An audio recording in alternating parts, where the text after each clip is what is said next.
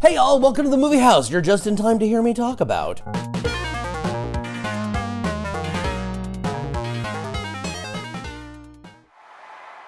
Give him a minute, son. Dewey Cox needs to think about his entire life before he plays.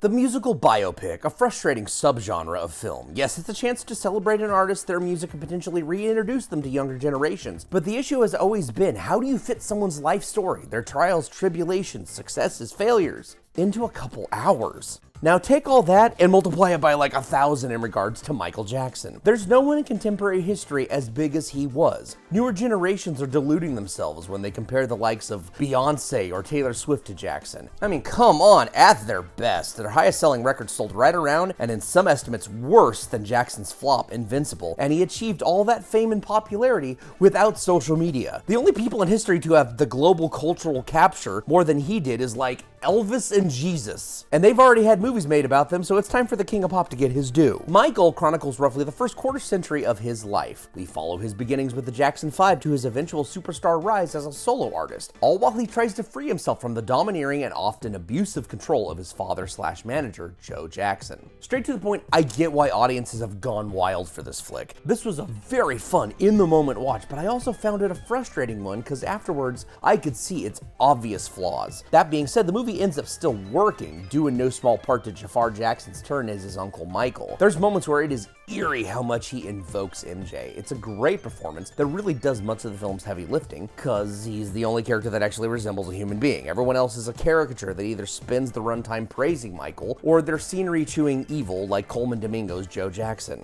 And there's no nuance to Joe, all while weirdly toning down how truly tyrannical he was to his family and especially Michael. Michael's brothers are also just kind of there, and MJ loves them and totally wasn't sick and tired of them by the end of the Victory Tour, and all of this is indicative of the greater problem of the movie. It's missing much, not all, but much of the grit and reality of Jackson's life, selling a sanded down version of events, with some really rushed pacing and wonky editing. Yes, it's expected in a biopic that aspects of the star's life are simplified, modified, or flat out excised in order to fit a story into a reasonable length. I understand that, but even only covering the first half of MJ's life within its 2 hours, that's still too much story to cover. For comparison, the 1992 miniseries The Jacksons: An American Dream covers roughly the same period of time, but at well over double the runtime. Further compounding this problem is the fact that the movie wastes time on shit that simply doesn't need to be there, like the anachronistic inclusion of Bubbles the chimpanzee years before MJ got him, or how much Jackson's attorney John Branca is featured. This makes sense when you realize that he's not only the co-executor of Jackson's estate nowadays, he's also a producer on this movie.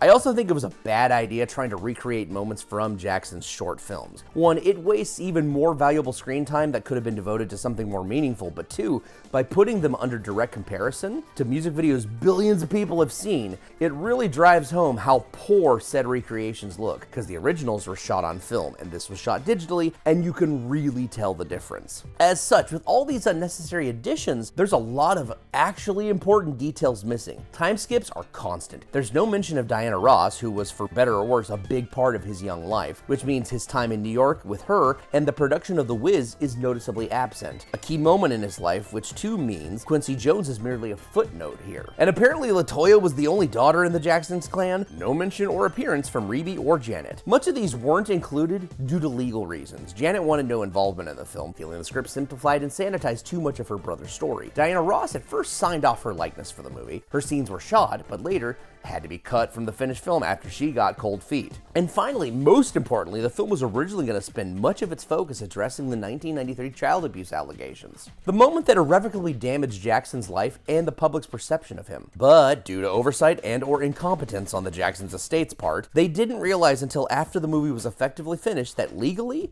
they could not use the likeness of the Chandlers, the accusers of the 93 allegations, due to a clause tied to their civil suit payout. Which, apologies for this detour, but I feel the need to preempt the comments from people with IQs that could double for the final score of a soccer game. If he was innocent, why pay the Chandlers? Well, ridiculously, California courts were allowing the civil trial to go before the criminal one. This would have given the prosecutors a huge advantage, providing them insight into Michael's defense strategy. This would have allowed them to tailor their criminal case accordingly against him. Jackson very much wanted to fight the accusations in criminal court. His team filed 4 separate motions to move the civil trial to after the criminal case, like they normally are, but they were denied each time. Eventually, MJ was convinced reluctantly to pay off the civil suit in order to get it out of the way so the criminal trial could proceed. Just to be clear, there was nothing written in the payout that would have prohibited them from proceeding with the criminal trial. You know, to put away the man that supposedly abused their son, but the extortionists had got what they wanted and fucked off, leaving Jackson hanging in the wind, unable to clear his name. If I go through with this, I win big time. I will get everything I want, and they will be destroyed forever. That's a fact, Dave. That's what's Does that help? Michael's career will be over. Does that help, Jordy? Michael's career will be over. And does that help, Jordy? That's irrelevant to me. This and a lot more was going to be included, and that's why the final film feels so rushed. Over an hour of the original version of the movie had to be scrapped, forcing the filmmakers to reshoot and reshuffle this entire thing to what we have now. Which again, I said is enjoyable. I won't deny its charms. Hell, I nearly lost my shit when the instrumental version of I Can't Help It, one of MJ's most underrated gems, played. But that doesn't make up for the movie not delivering on what it was originally promised to be. That said, even if the lost cut was the one that ended up in theaters, I don't think it would have made a difference with the critics. They really hate this movie, and they especially hate that you liked it. They were never going to like this movie in any form. Either it doesn't cover the allegations, and they hate it for not bringing it up, or the movie attacks them head on, highlighting hard, undeniable facts to show how utterly, laughably full of shit they all were, which would only make the intelligentsia go off into an apoplectic tizzy, because how dare you use facts against their feelings? But that's the power the media has had for so long. There's still people out there in this world, despite the fact that every accuser had massive credibility issues, always going straight for the money instead of going for the cops, despite a decade of FBI investigations, despite mountains of countervailing evidence, damning timetable discrepancies, and being found not guilty on 14 counts, there are still chuds that believe that Jackson was a sexual predator. Was he a weird cat? Yeah, in the same way a Disney adult is. Actually, he was like the first Disney adult with the whole Arrested Development and spending more than he actually had to chase that retail therapy high. Is this yours? Yeah, that's the soul sign means for me. But all evidence still points to his innocence. People have been convinced he was a monster for decades due to the media selling their version of events, because it's wild and scandalous and sells above all else. Journalistic integrity is in fact an oxymoron. I could go on for like 4 hours explaining in autistic detail, debunking each and every allegation, and I could do so without obnoxious drone shots, post-production reshoots to increase the salacious shock factor, re-editing it after people pointed out glaring holes in my reporting, or Oprah hosting a special on it to draw attention away from the connection between her and her buddy Harvey Weinstein. But I've already ranted enough as it is.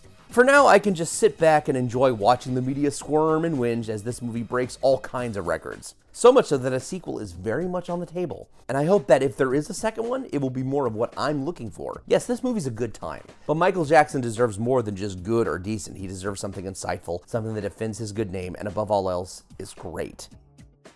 Because in the end, I found Michael to be an obviously enjoyable, but ultimately hollow midway matinee. But that's enough for me. I'd like to hear what y'all thought now. Like, comment, share, or subscribe if you feel so inclined. But more importantly, until next time, thanks, and stay safe out there.